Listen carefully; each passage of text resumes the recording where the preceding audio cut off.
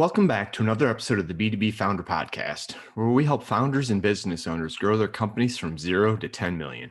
I'm your host, Brett Trainer. Gav Gillibrand joins the discussion today. He's a former stripper turned fitness and nutrition coach and author who now has over 35,000 followers on LinkedIn, which is absolutely astounding. We talk about how he was able to build that following on LinkedIn and how you can apply this to your business today. I believe LinkedIn is still one of the best untapped revenue sources for B2B companies. We also chat about his no BS approach to weight loss and being the best version of yourself. And this was a really and highly entertaining conversation. We also talk about an episode on the dating game back in the UK. So we covered everything, but I think there's a lot of really good insights and applications, some of the things he's done that you can apply to your business today. So at the end of this, please make sure you visit our website where you can find the show notes, plus the links mentioned with Gav. If you enjoy this podcast, please subscribe so you're always the first to know when a new episode is released. Now, let's get the interview started.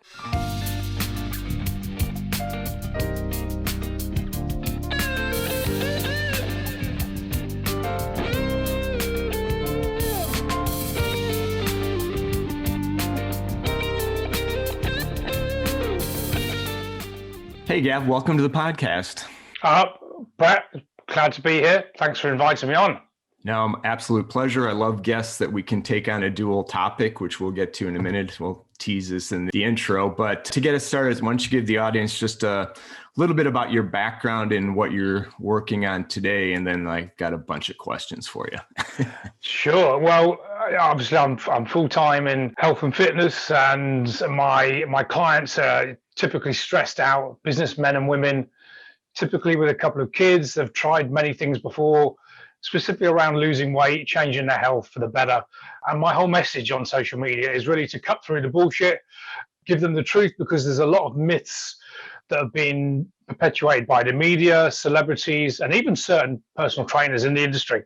So my whole idea is to try and get people to almost get rid of 97% of what they don't need and get them to focus on 2 or 3% of things that are massively going to move the needle forward, gets results, still allows them to have a life, still allows them to eat carbohydrates, have a few drinks if they want, and get great results. So that's kind of where I am now. Background, do you want me to go way? How far do you want me to go back? Right? You can go back because I've got some questions about the way back as well. So, all right. So you know what I used to do back in the day. I do. Okay, and your celebrity moment on TV, we'll have to touch on that. Yeah, well, we'll touch on that. That's where it all started. That was actually it was a key factor in what I did for 16, 17 years before I got fully into fitness and nutrition. So to go back to 14 or 15, I was always into sport. I was obsessed by any game, anything with a ball, anything with a racket, running. I was into all sports, everything. And when we got to 15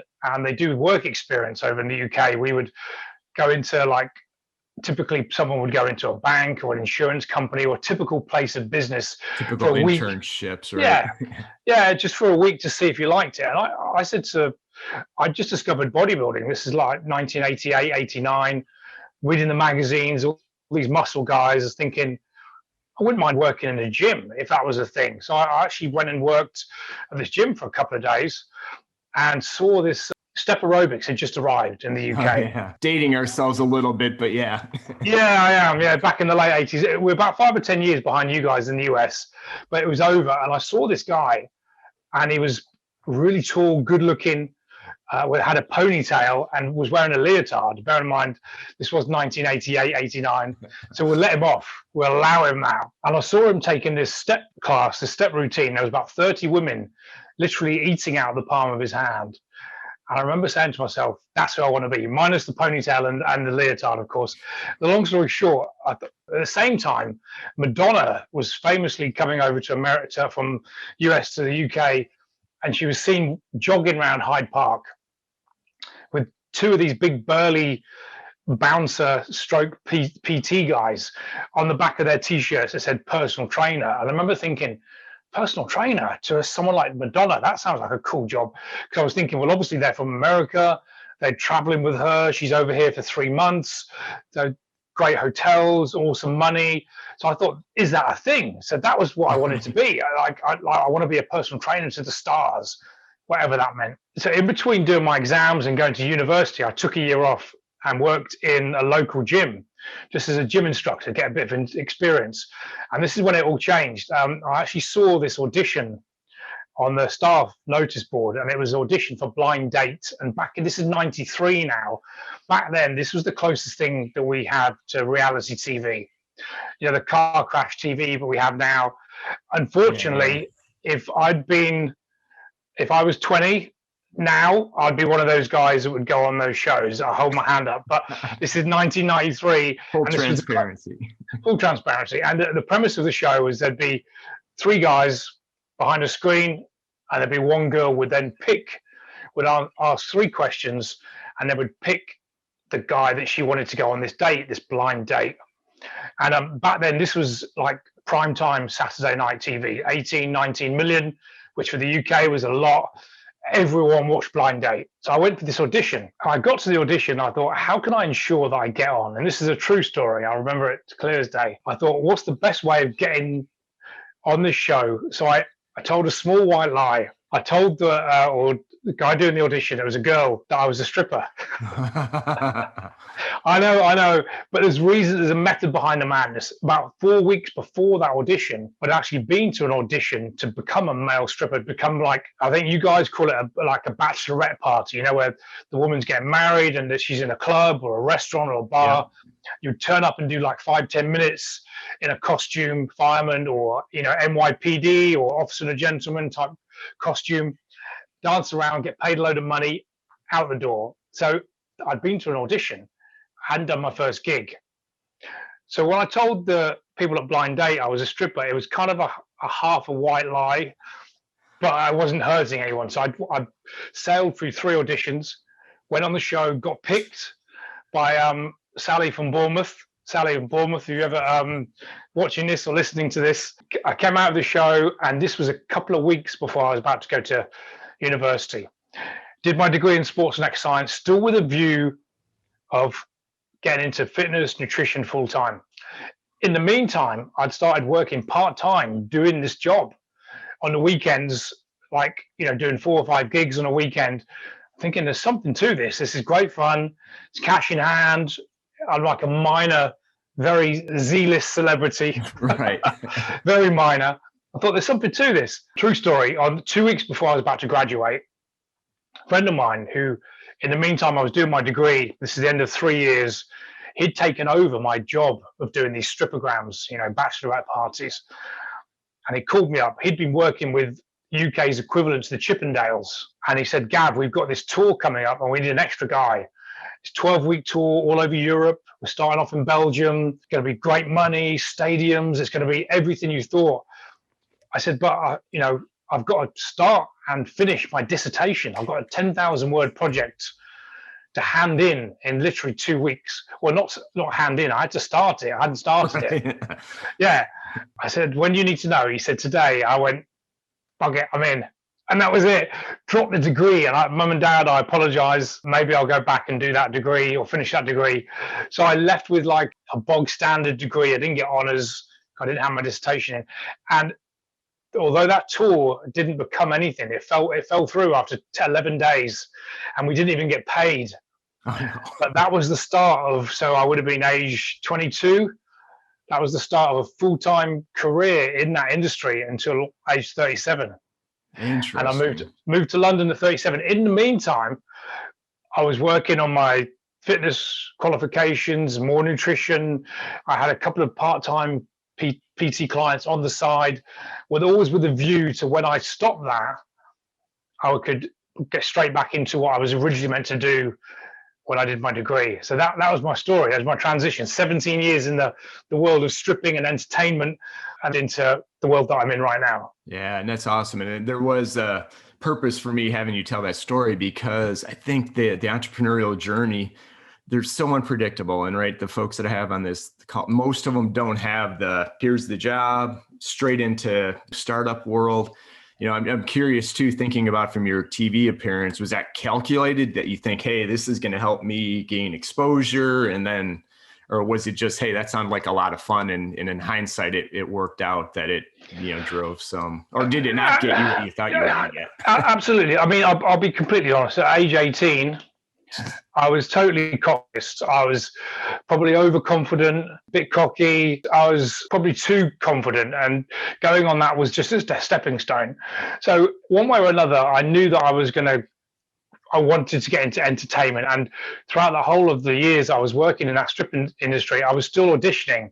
I was doing little bits of theatre, small bits of TV, small walk with a view to potentially being something a lot bigger. And when that didn't happen, that's when I had to quit. I moved to London and got on to personal training full time. Right. And that's what's interesting, because part of what drew me to your story originally was, and we'll get to it in a minute, is that you've got 35,000 followers on LinkedIn as a personal trainer. And there's more to the business than that, but it's the way we're going. So we'll dig into the LinkedIn in a second, because I'm super curious, but kind of the journey and how your business model changed, right? As I thought about some of my journey, it's the same way, one-on-one, you work with folks, but not scalable. And I think at some point with your personal training business, you hit that mark. What's next? I'm just kind of curious how you move from the one-on-one to think more one-to-many. And yeah, absolutely. It's a good point. And I was in the city of London, which I guess is the equivalent, that financial square mile, the equivalent to New York Wall Street. Liverpool Street, Bishopsgate, where all the big banks, all the hedge fund guys, all the lawyers, all the bankers, stressful environment. I was in a top studio doing 25 to 30 hours one-on-one with clients, getting paid very good money. But you're absolutely right. You're limited by hours in the day and what you can charge per hour. So you're working effectively 1 hour, get paid for that. And that's great if you're in your early 20s. You probably got 10 years doing that, but you're capped. There's no scalability, because if you're sick, you don't get paid. If pandemic happens, which is obviously, it's killed that industry. A lot of my friends that are stuck in that industry. So, and I was always very entrepreneurial. I was always thinking, what's the next move? I didn't want to get a gym, because I know that you effectively become a manager of the facility rather than being a trainer. If the bathroom breaks down, you're the one that calls the plumber. If the electricity turns off, it's a lot of responsibility, and you move away from what you actually wanted to do, which was to be a personal trainer. And I'd started looking at an online option and whether that could be an option. And online training for me at the time felt like, well, if I'm charging this much for one-to-one, online, because I've got no face-to-face with them, has got to be at least half less. So I was thinking, that's not a good business model, because although I was capped, I'd rather make more money working harder than less money working less. The idea is to work less and then make more. So it wasn't working for me. Anyway, so I started working with a coach. I held my hand out. It was a coach, and he mentioned LinkedIn. And weirdly enough, I'd been on LinkedIn for 10 years, but I'd never been on it. As in, when I got to London in 2008, everyone was saying, get on LinkedIn. I remember looking at my profile. I didn't even have it on my phone. I didn't know you could post. He said, have you thought about LinkedIn? He said, where are all the bankers, lawyers, hedge fund guys, insurance guys? What platform? Are they scrolling on Facebook, or are they scrolling Instagram, or are they on LinkedIn? I said, and it was like a light bulb. I was like, oh my God, every one of my clients is on LinkedIn, and they pretend they're a little bit better, but they're scrolling just as much because they're just as addicted to the internet as everyone else. 100%. Just because it's this professional platform. And then when I realized that it was one of the most amazing platforms B2B, as in, if you're selling on there, people are buying. It's just a great platform. And here's the thing, there's a quick sidebar. I've been telling all my personal trainer friends, get on LinkedIn. But you know what? It's not as sexy as the gram. Everyone loves the gram or TikTok now. Look, I've been telling them for years now, they still won't listen to me, and I'm more than happy to stay where I am, and they can stay where they are. That's fine by me. Anyway, I digress. So I worked with a coach, and he said, Gav, you need to get into coaching as opposed to one-to-one training. And it was 3 years ago this week, actually. It was the 1st of June. So just over a week ago, 3 years ago, I left the gym exactly 10 years after when I moved to London, to the week. So I had 10 years full time in the city, learning one-to-one, And 3 years ago this week, it's uncanny coincidence, I left the gym and I went from 30 hours a week to nothing. I went with no clients, but I knew that what I had and what I've learned about marketing and digital and LinkedIn was just popping off for me now. I think I had about 10 or 11,000 on there. I'd had a viral post. When I say viral, I mean 1.6 million likes. Wow. It was a complete accident. It was a fluke. But I saw the potential, and I gained 6,000 new contacts from one post, single post. It's changed then. The algorithm's very different, but I thought there's something to this LinkedIn. So I went full-time online and haven't looked back. And then last year, obviously, I think I had a bit of a premonition that maybe something was going to happen, and touch wood, it has been a great year in terms of business. Everyone kind of moved to online, where unfortunately a lot of my friends in the business have been scrambling, because I've just spoke to a friend who's about to move back to Australia. He's from Melbourne, but he opened up 2 very successful gyms in the city. The whole business has just been decimated. So he's lost a £1 million backing. It's all been gone because no one's gone back to the city. So no one there. There's no clients. The PT industry has been ruined. So fortunately, I'm lucky enough to be on an online version of what I'm doing, and that's been my journey. Yeah, it's phenomenal. And I do think, interesting, because my entire career is in B2B. So I think we probably got on LinkedIn about the same time. But I've been much more active probably after I started the podcast, and even then was still just toying around probably for less than a year. So I'm like 2 years behind, I think, your journey. But what I try to help, because we focus with B2B founders, right? And growing a B2B business tends to be very nuanced. It's just not hire a salesperson and go. I mean, that's still the one-to-one, and it's really hard to scale that way. So what I'm trying to do is bring ideas, maybe what we would say non-traditional, right? Because I think what you're doing could apply to, a software business or somebody else. And, recent guests, I had Marty Sanchez on, and he talked about the rise of the inbound CEO, right? It's being tied to your name. There was another Irish entrepreneur that we had on, and he talked about how his business, how he grew his first startup or first 2 startups was really talented salespeople. Now he's got like 20 content people, or 30 maybe content people, that's driving the inbound part of the business. And so where I think lifestyle brands and some of these other folks, the solopreneurs, as we're still calling them that, I think they've unlocked the code a little bit of how to connect and reach with buyers. So if you don't mind, I'd love to get maybe a little bit deeper in your recommendations, how if I'm a startup founder, or even myself selfishly, what's worked for you on LinkedIn. And I follow you, so I've got a general idea, but I'd love to hear from you. Brett, it's video, and things changed for me. Like, I was doing well from LinkedIn, and then I worked with another coach. I mean, I've worked with a lot of coaches in the last 3 years, but I worked with another specific marketing and video coach. You may know her from social media, from LinkedIn, Shay Rowbottom. Oh, I know the name, yeah. Okay, well, she's got about 700,000 followers. So she's so-called, I guess she's one of the major influencers. And I worked with her. I did her 6-week boot camp. And I'd already started doing video, just some basic videos, but literally where you would put your phone up and you would record your 2-minute video. And then I would spend half an hour trying to put my own subtitles or captions onto it. And I saw her talking about the power of video. And I saw her, what they call the cut style video. And you've probably seen some of mine where I deliver a line and it's edited, deliver a line. And so the only thing I have to do is remember one line.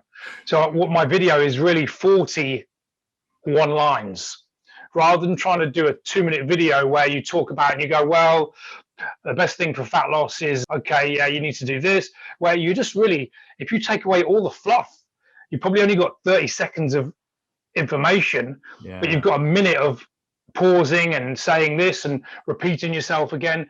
So when you deliver the one line and then cut it, you can then put graphics in and make it very cool. So I did her 6-week boot camp, and that combined with the rest of the stuff that I was working on LinkedIn, and then the pandemic, everything took off. But video is the way.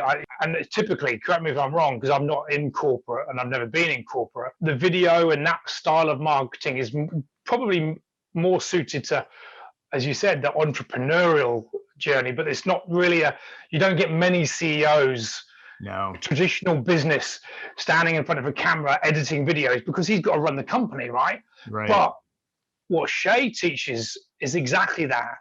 If you're a CEO, if you own the company, get in front of that video, put yourself out there, because you said you could be the best business in the world, but if no one knows who you are, Yeah.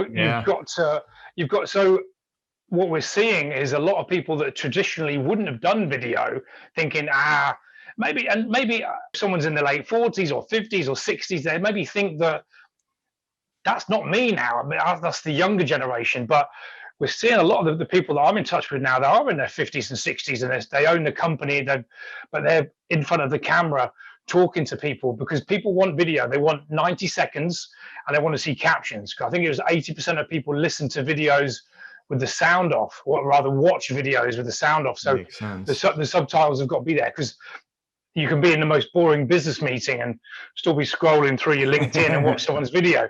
So you're missing a kick, you're missing a trick if you don't have the caption. So when I did the video, it was this time last year, it was May last year, mixed with other things and the pandemic, everything went through the roof, and I actually doubled business in a year. But it's a weird, bittersweet really, because we were stuck in the house, couldn't go and see anyone, and a lot of my friends and a lot of my family weren't in a great position. So I kind of wanted to share what I was doing, but at the same time not rub it in, and because people weren't experiencing the same as what I was. So it was kind of a weird 12 months. Does that make sense? Yeah, 100% it does. Yeah. And what we saw with this pandemic, right, there's businesses that thrived and accelerated, and others that hospitality completely crashed, including personal training and gyms.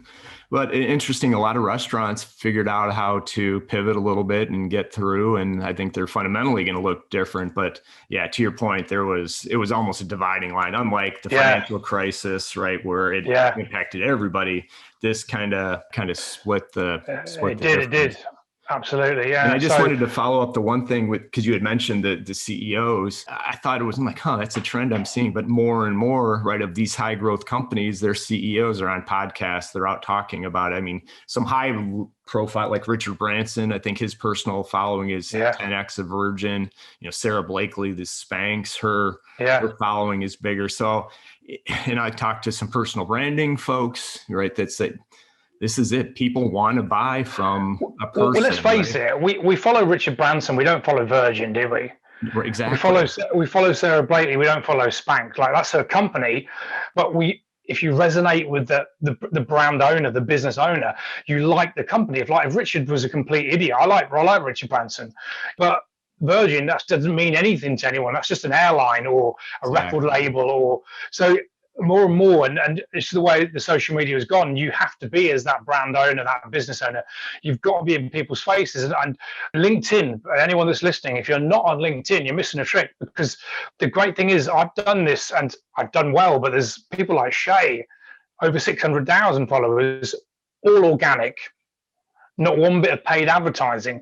Like, you can't do that on Instagram, or you can unless you're a serious influencer. You can't do that on Facebook unless you almost like a celebrity. No one blows up, but you can blow up your business, not metaphorically speaking, not literally, and it's free. You don't have to advertise, and that there's no other social media platform that compares to LinkedIn.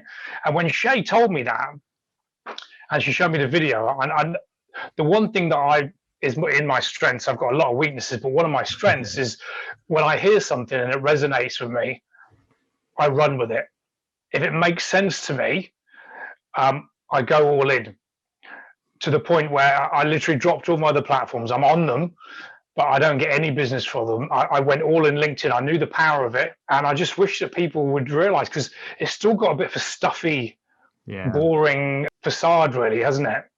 But behind it, it's not as sexy, but it's a great platform to be on. So if anyone's listening and they're not, get yourself over to LinkedIn. Yeah, no, I'm with you 100%. And one last question until we pivot to the other side. I wanted to have you on the program, which is about fitness and wellness for entrepreneurs. But, the one thing that's stuck out to me and others that are kind of cutting through the noise right now is, the transparency, or being yourself, or picking a side. I don't want to put words in your mouth, but do have opinions, right? You're not everybody's cup of tea, and not in a negative sense, but was it calculated from the beginning, or is that something that you just said, I'm going to be me, and then the business followed? Just kind of curious how you got started? Well, I'll use that question from a personal perspective and also from a business perspective. I don't know why, but very early on, maybe it was back to my stripping days, even when I was about 15, 16, when I think about it, I learned very quickly that you should always be yourself. And that's easier said than done for a lot of people.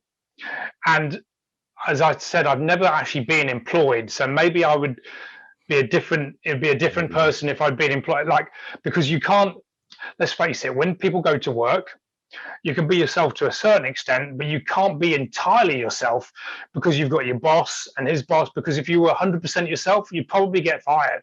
Right. So you've got to put that mask on, don't you? And then you go home and you wear a different mask, and then maybe you've got a different mask. So fortunately, I've been in a position where I can always be myself 95% of the time, But what I've learned since being in business, and certainly since 2008, which is when I moved to London, so entrepreneurial endeavors in fitness and nutrition for the last 13 or 14 years, and I learned from having clients. All my clients have been CEOs, the bankers, the hedge fund guys, making multiple 6 and 7 figures. When I was 100% myself, that's when I got the most clients, because they'd come from a corporate stuffy world. And again, I'm generalizing, but they come from this business world, and they'd come and see me 3 times a week. And I'd be myself. I'd be in shorts and t-shirt. I'd be having a laugh. I'd be making jokes. And they're like, this guy's a breath of fresh air. I'd be swearing if that's my style, not intentionally, but if I wanted to, I wouldn't pretend, right, okay, I'm speaking to a CEO of a billion-dollar company, I better pretend to be this person. And I realized these men and women were prepared to pay good money to want to be around someone that was fun to be with, that could be themselves, and it got them out of the office and they could be themselves as well. So I learned very quickly that being yourself as much as you can. So when I thought, well, okay, how am I going to transfer this over into business? And if you've seen some of my videos, anyone sees them, they'll see I'm always pushing it. Like, I'm not intentionally trying to piss people off, but I'll say something that will get conversation going. I've got opinions, and I'll believe it. If it doesn't hurt someone, I'm going to say, this is what I believe to be true. You can like it or dislike it. You can agree with me or not agree with me. We can still be friends, but I'm not going to sit there and put a nice comment and say, oh, I 100% agree with you, and then get offline and go, that guy's talking a load of rubbish. I won't intentionally go on and say, you're talking rubbish, but I'm going to, in my message, I'm going to say exactly what I think. And we said off camera, it's going to attract the people that resonate with my message, and it's also going to repel the people. Like, for all the people that enjoy my video, my styles, I reckon there's equal, if not more, that people think that I'm an idiot and should shut my face. And that's absolutely fine, because again, what I've learned from all the top, and I hate the word influencers, but they are, I don't like that word itself. The people that are doing well and successful in entrepreneurial and business, and even the guys in fitness that I aspire to be like, I've learned that they've all got a very strong message. They're not vanilla. They've maybe, whether it's been intentional or unintentional, they've definitely gone down a certain path and said, this is who I'm going to be. And just to pull it back to LinkedIn, I don't know if you've seen it in my posts where I take the mickey out of vegans. I don't know if you've seen any of that. I've got nothing wrong with vegans. I've got no problem with vegans, but I realized it was a bit of a bone of contention with some people. I realized, and I purposely thought, who can I pick on? because most of the world are meat eaters. 87% of the world eat meat. 13% are vegetarian or vegan. So if I say that I'm kind of, oh, bloody hell, vegan, and make a joke, it's going to annoy them, but it's also going to get 80% of the people that, yay, pro meat, Right. And I don't actually care. I actually admire their stance on not eating animals. Like, the meat industry, leaves a lot to be desired, let's be honest. Sure. So I admire their morals, but I thought, let's go down and be this anti-vegan guy. Now I get people emailing me saying, Gav, why do you hate vegans so much? It's become this bit of a joke. And I like to put in the odd swear word, where a couple of people have emailed me and said, oh, you're like the Gordon Ramsay of fitness. And I thought, hang on, there's something there. I didn't intentionally do that, but now people are starting to say, there's that guy that is like Gordon Ramsay, but in fitness. So maybe I made my videos, maybe I'll put the odd F-bomb or something in there that maybe I wouldn't have done beforehand, but now it's almost like branding myself. That makes sense? Yeah, no, 100%. So some of it was intentional in terms of being myself. And then as I've grown on LinkedIn, it's probably gone up from 20,000 to 35 in the last year. I've just got to be more of that, more of me, and I'm quite enjoying it. And it's not really too much of a caricature away from my normal personality anyway. So I'm being true to myself. Yeah, I mean, it's a great lesson. I shared a little bit offline, right? You're so right on the corporate side, because you can be yourself, but yet it's got to be confined to the team and the corporate and the role. And where I can be super opinionated. I've got strong feelings on, right, how to grow a business, and these are the things. This definitely doesn't work. But maybe I've been more conditioned to take, as you said, the vanilla approach and just say, hey, here's what works. Where if I get one-on-one, I'm definitely much more engaged with, hey, you can go that path, but it's probably not going to work. And so it's something I can work on, listening and following your lead to say, hey, if you believe it, just get it out there, right? It's okay if not everybody buys in. So I'm working on that. I think a lot of people are scared, because what I very quickly realized is that I write the videos, when I write the scripts for the videos, I think, what do the clients want to hear? What message can I give them? What's going to hook them in to then come and look at my stuff? But also, what do I enjoy? And, I have fun with it. I actually, when I'm writing the scripts, I'm laughing at my own joke. I'm putting this in thinking, this is funny. And I'm not, when I post, I don't go, I wonder who will like this and I wonder who won't. If I like it and I enjoyed it, I'll post it. Some of them work really well. Some of them fall on deaf ears. But I think, going back to my point, I think a lot of people are scared because they want this perfect post. The wording's got to be perfect. They're worried about where it's going to fall. Is this going to upset someone? If you've got a message and you believe in your product or your service or your business or your coaching or whatever you're trying to sell, B2B or even B2C, get it out there. Because if it's the message that person wants to hear, that person's going to pick up on it. They're going to resonate it. It doesn't matter if 10 people like the video. If 10 people became clients, that's worth a lot of money to you. Like 1,000 people might see the video, but if it's just vanilla and people are like, well, that's not gonna. There's no call to action. I don't resonate with that. That was just a nice video. I'll click like or I'll scroll by.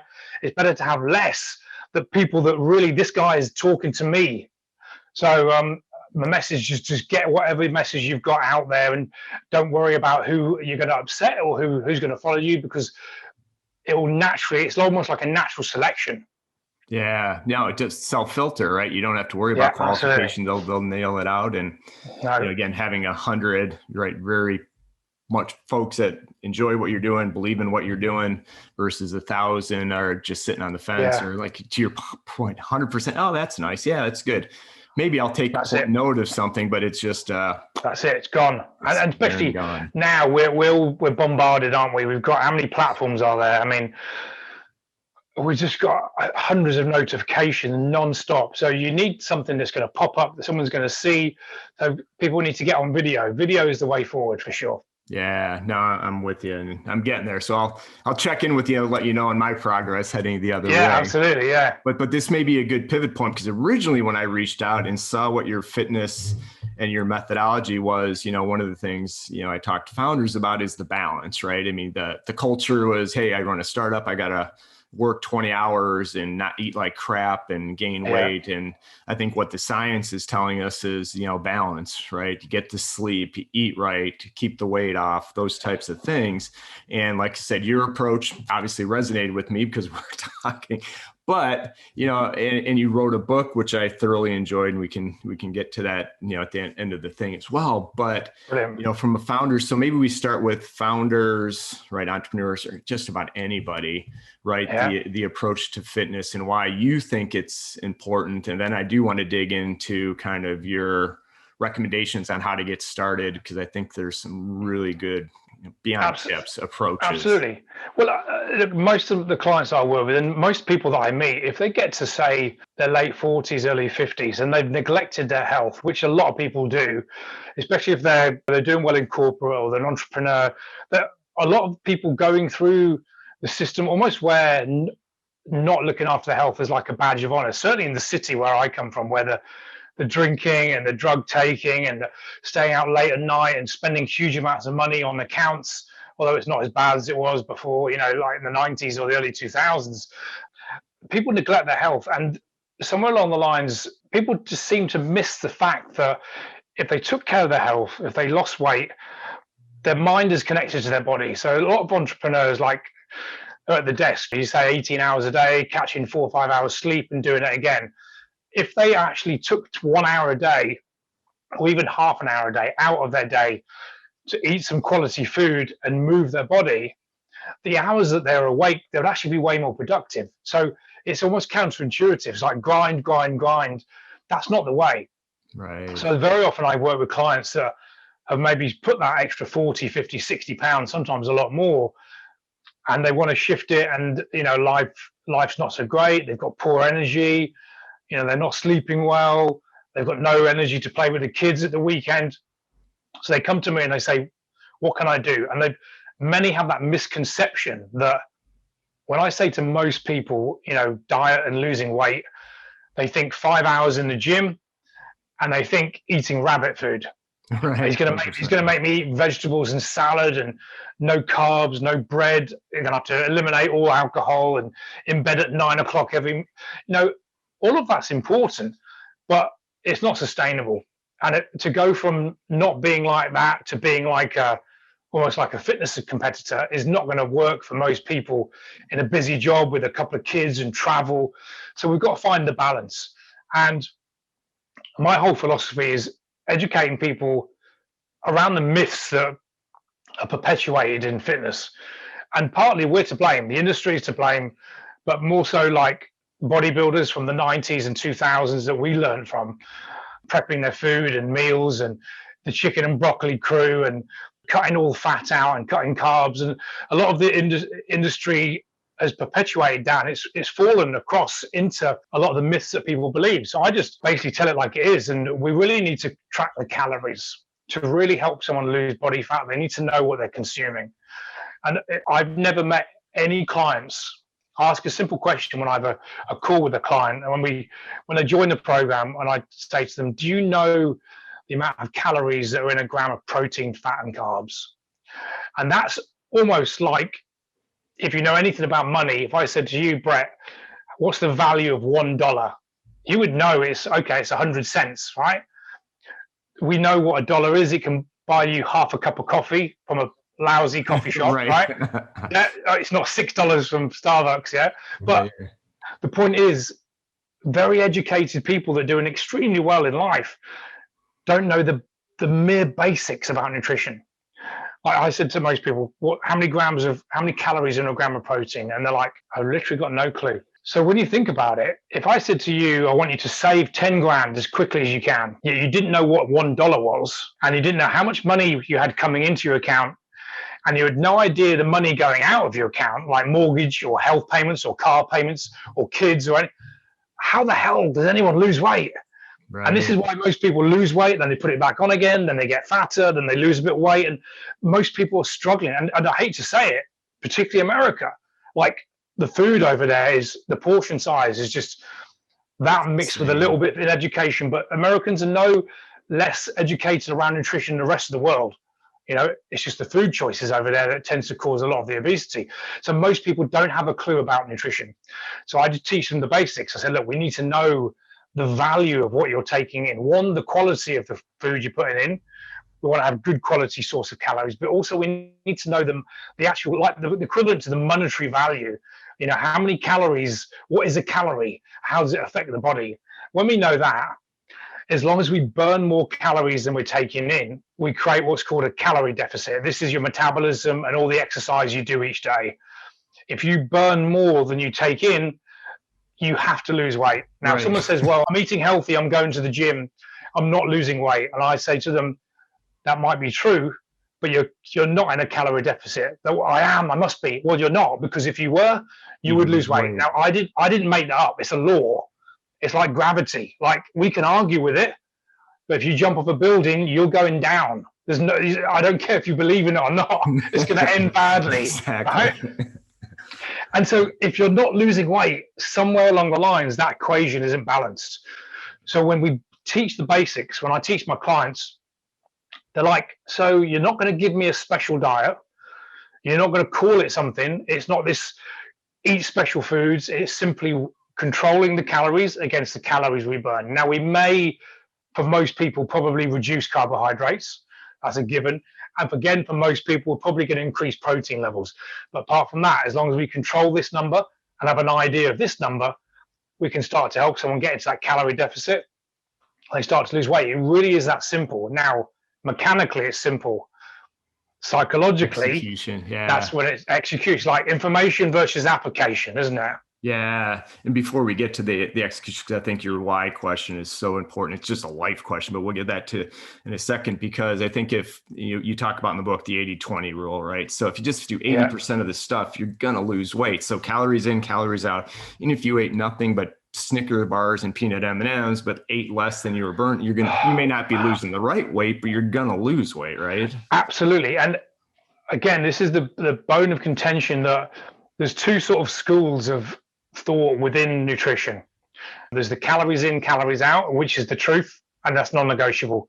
Millions of studies to show that, against the people that think hormones are responsible for fat loss. And I'll explain the difference.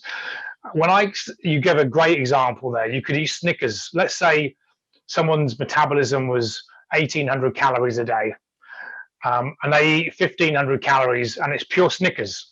So that's probably 4 or 5 Snicker bars a day. That's it, right? Awful calories, fat, sugar, no fiber, no satiety. You're going to be hungry. You're going to be irritable. Your skin's going to be terrible. But if you're burning more, you'll lose weight. Now, that's a fact.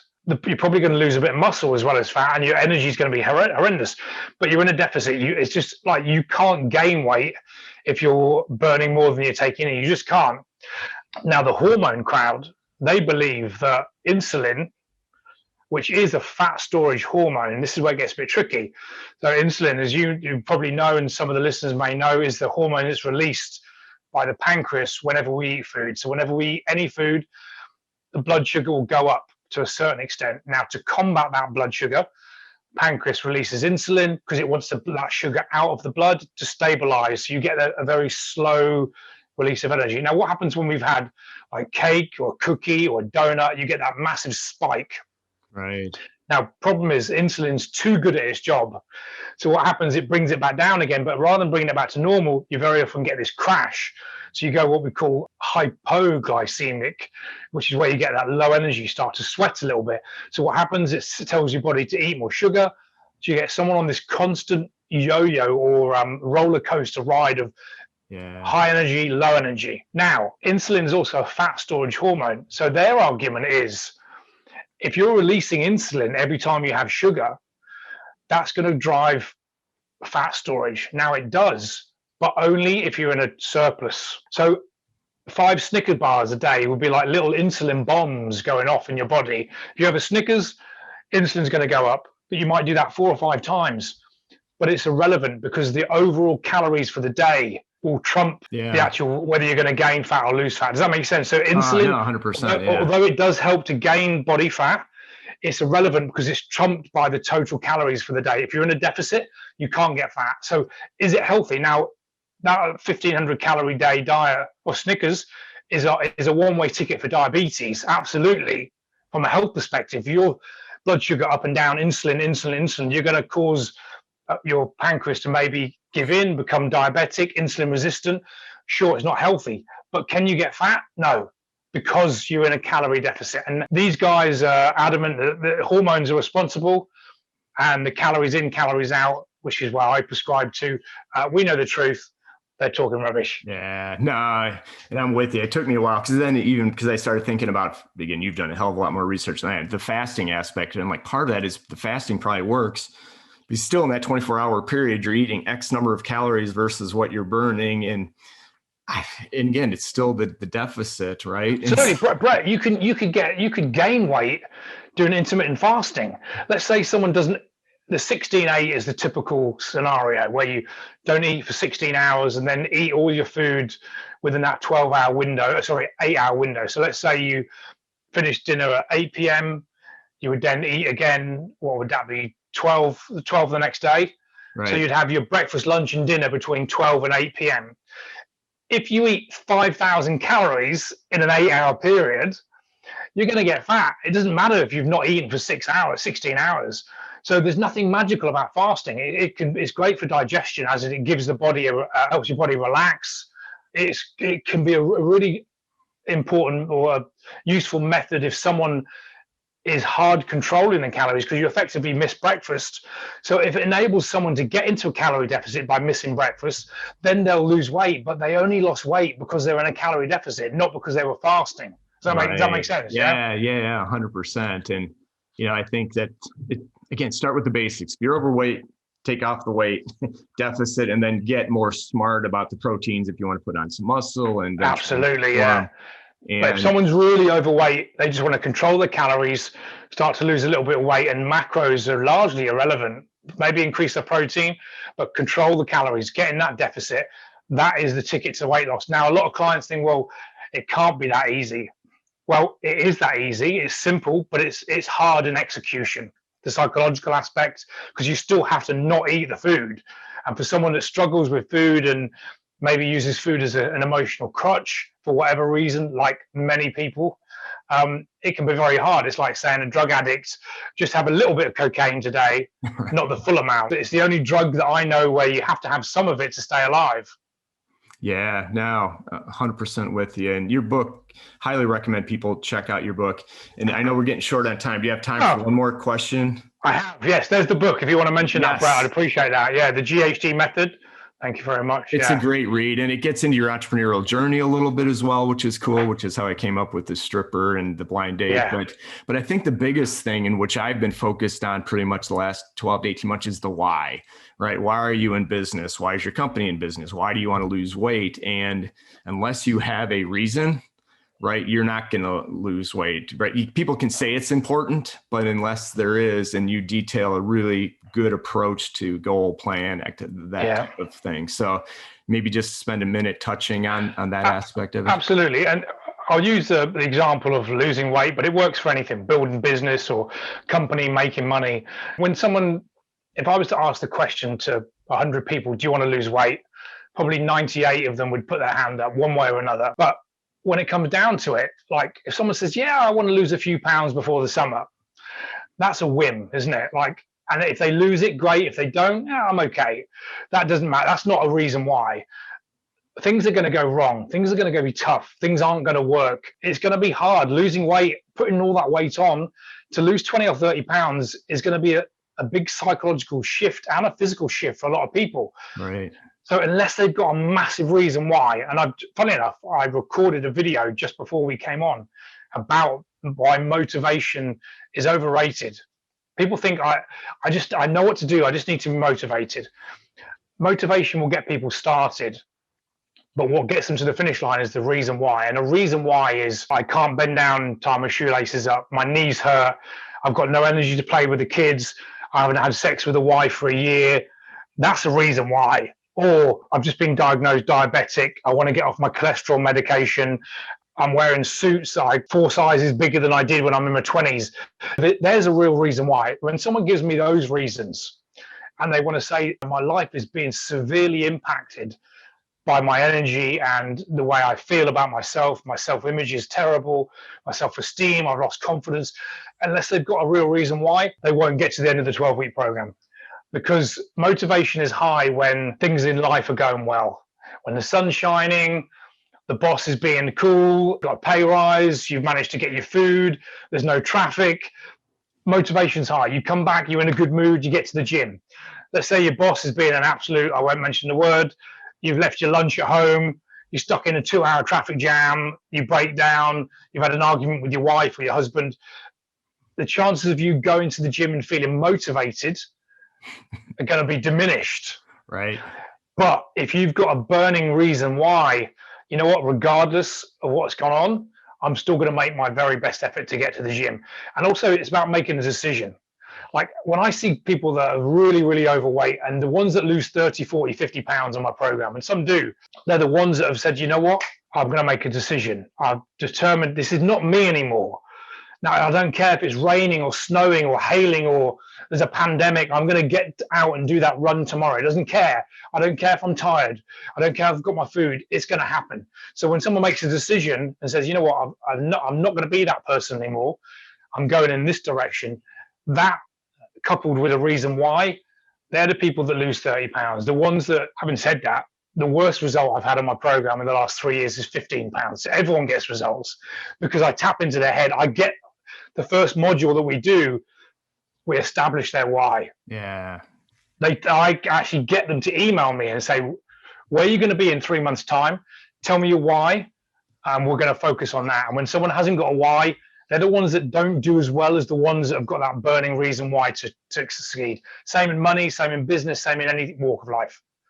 Yeah, that's so good. And just one follow-up to your book, your actual giveaways, right? The follow-on tools are almost as valuable, if not more valuable than what was in the book. So I didn't even know I was getting those when I bought the book. So it's helpful. The cheat sheets and some of that, you make it easy. I mean, again, you still have to have the why, but if you're committed and you really think you want to do this, Gav is your guy. So, and I know I've taken a ton of your time today. So if folks want to connect with you, obviously LinkedIn sounds like your preferred platform. What's the best way to people get you? Gav Gillibrand on LinkedIn. GavGillibrand.com is the best place to get me. So those two, if they go to the website, they can sign up for my newsletter. I write about 3 or 4 emails a week and try and not bore people too much. But if they want to engage from a social media perspective, LinkedIn is by far. I'm on Facebook and Instagram, but I don't do anything on there. LinkedIn, come and find me on there. We can chat and take it from there. Yeah, watch a few of his videos and you'll know if it's somebody you want to work with. But I find it entertaining and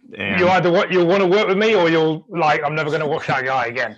And that's okay. Exactly. So appreciate it. And one last time, if you have the book there, show us the book, the GHG method. Again, it cuts, as you said, the BS, it cuts through the crap and said, hey, if you want to lose weight, you can get super fancy in the end, but man, after you hit the 80-20 or 90-10, then you can take it to the next level. That's it. It was awesome. So Gav, I really appreciate the time today. We may have to have you on for a part 2 at some point to go deeper into some of the wellness, because I know we covered a lot today. But yeah, absolutely. More than happy. Yeah. It was awesome. Thank you very much. Great. Have a great rest of your day. We'll have everything in the show notes for folks, and we'll catch up with you soon. Awesome. Thank you, Brian. Thanks.